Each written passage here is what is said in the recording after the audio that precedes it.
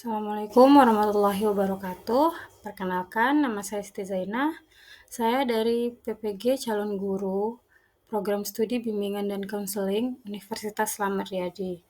Di sini saya ingin menyampaikan pembahasan tentang perjalanan pendidikan Indonesia pada mata kuliah Filosofi Pendidikan Indonesia. Yang pertama itu ada pendidikan pada zaman kolonial yang terjadi pada tahun 1854. Ada beberapa bupati atau petinggi negara mendirikan sekolah kabupaten yang dikhususkan untuk calon pegawai yang bertujuan untuk keperluan pemerintah. Pendidikan yang diberikan Belanda bertujuan menciptakan sumber daya manusia Indonesia untuk menjadi tenaga kerja Belanda dan diberi upah yang minim. Pada tahun 1864, berdiri Sekolah Bumi Putra yang hanya memiliki 3 kelas dan hanya mengajarkan menulis, membaca, dan menghitung.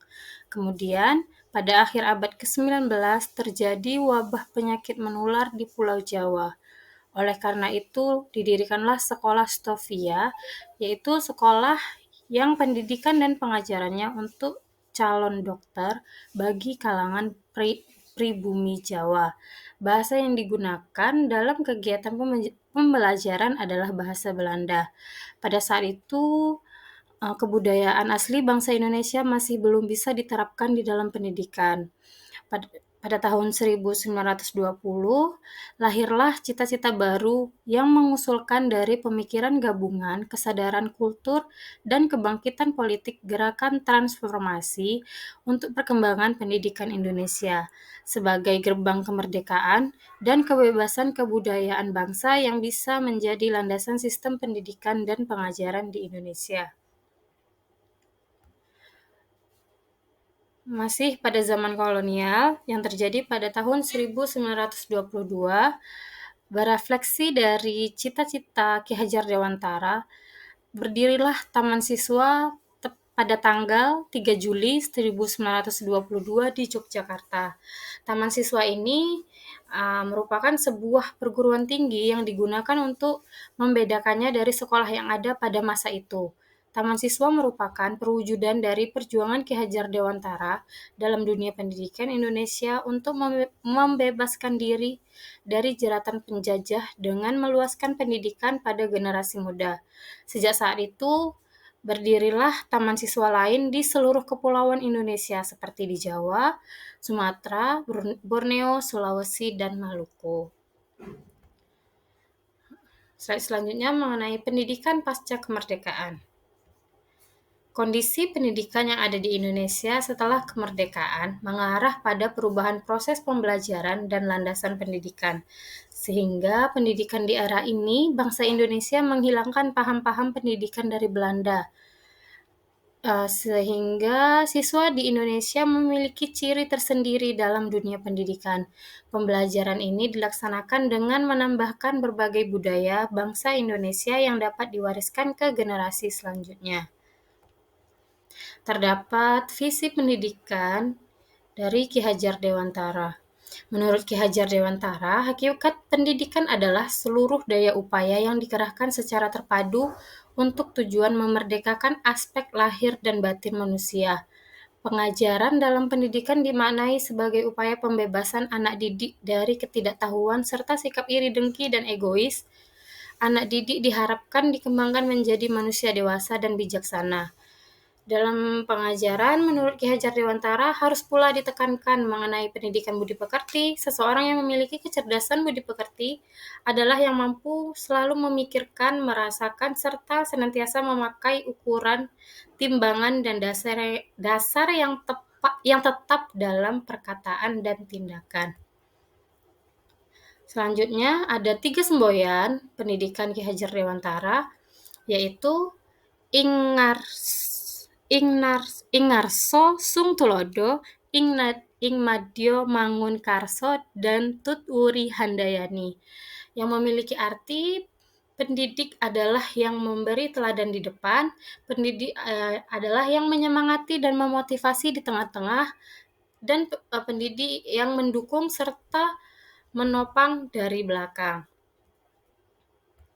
Selanjutnya itu ada perkembangan kurikulum pendidikan nasional. Sejarah perkembangan kurikulum di Indonesia telah mengalami berbagai fase yang mencerminkan perubahan sosial dan politik negara. Di sini saya akan membahas tentang kurikulum tahun 1944 atau kurikulum uh, tingkat satuan pendidikan atau yang disingkat dengan KTSP. Merupakan kurikulum penyempurnaan dari kurikulum sebelumnya dengan memberi banyak penambahan pelajaran, terutama materi pelajaran muatan lokal, sehingga kurikulum 1994 ini dikenal sebagai kurikulum yang super padat. Ciri dari kurikulum KTSP ini mengintegrasikan nilai-nilai Pancasila dan kebudayaan nasional sebagai bagian dari integral dari pendidikan. Hal ini memberikan tujuan membangun kesadaran nasional dan menghargai keberagaman budaya Indonesia. Pada kurikulum ini, mata pelajaran di sekolah mencakup muatan lokal, di mana mengenalkan budaya dari masing-masing daerah. Contohnya pada saat saya menempuh pendidikan di sekolah, di daerah saya itu saya tinggalnya di Riau, jadi muatan lokal yang dipelajari ialah tentang kebudayaan Melayu Riau, penulisan Arab Melayu. Yang selanjutnya ciri-cirinya itu ada menerapkan pembelajaran aktif, di mana guru diharapkan menjadi fasilitator pembelajaran yang membimbing siswa untuk berpikir kritis dan kreatif. Dalam hal ini, guru diminta untuk lebih aktif. Selanjutnya, kurikulum merdeka. Kurikulum merdeka belajar bertujuan untuk memperbarui sistem pendidikan Indonesia agar lebih responsif terhadap perubahan zaman dan mempersiapkan siswa untuk menghadapi tantangan global. Seiring waktu, implementasi dan pengembangan kurikulum Merdeka Belajar dapat mengalami penyesuaian sesuai dengan evaluasi dan kebutuhan pendidikan yang terus berkembang. Konsep Merdeka Belajar pertama kali diperkenalkan oleh Menteri Pendidikan dan Kebudayaan Indonesia Nadiem Makarim pada tahun 2019. Pada tahun 2020, pemerintah Indonesia secara resmi mengumumkan implementasi kurikulum Merdeka Belajar sebagai bagian dari upaya reformasi pendidikan. Ciri dari kurikulum Merdeka yaitu penekanan pada teknologi dan digitalisasi, di mana proses pembelajarannya mengintegrasikan teknologi, informasi, dan komunikasi atau TIK secara lebih luas dalam proses pembelajaran untuk meningkatkan keterampilan digital siswa. Karena sudah memasuki era digital, jadi di mana siswa tanpa perlu diajarkan pun sudah dapat menggunakan teknologi dengan baik. Hanya saja dalam pengaplikasiannya perlu pantauan dan pengawasan dari orang tua dan guru. Ya, ciri selanjutnya itu menyederhanakan kurikulum agar lebih mudah dipahami dan diimplementasikan oleh sekolah. Dalam hal ini dapat dilihat dari buku ajar yang di dalamnya mencakup dari beberapa pelajaran yang digabungkan seperti tematik dan IPAS, berbeda dengan kurikulum KTSP yang dimana tiap mata pelajaran memiliki LKS-nya sendiri, IPA memiliki LKS-nya sendiri, IPS memiliki LKS-nya sendiri.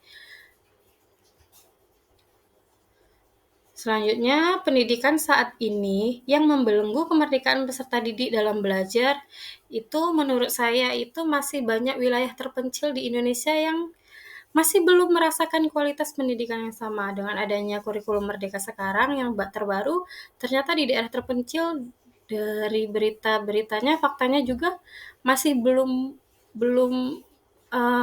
menerapkan kurikulum sebelum kurikulum 2013 masih baru mau diterapkan, akan tetapi masih belum ada pemerataan di tiap daerah. Itu yang menurut saya yang membelenggu kemerdekaan peserta didik.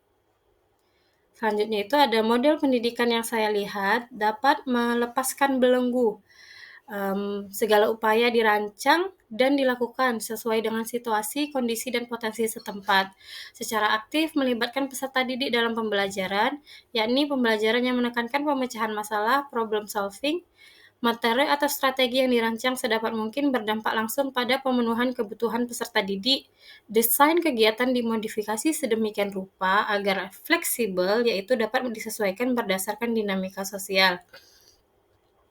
Yang saya tawarkan sebagai model pendidikan yang dapat melepaskan belenggu, yaitu menerapkan model pembelajaran yang dikondisikan dengan keadaan lokal, menerapkan konsep asimilasi dan dalam pembelajaran, yakni siswa mencoba hal baru berdasar pada pengetahuan yang telah dimilikinya.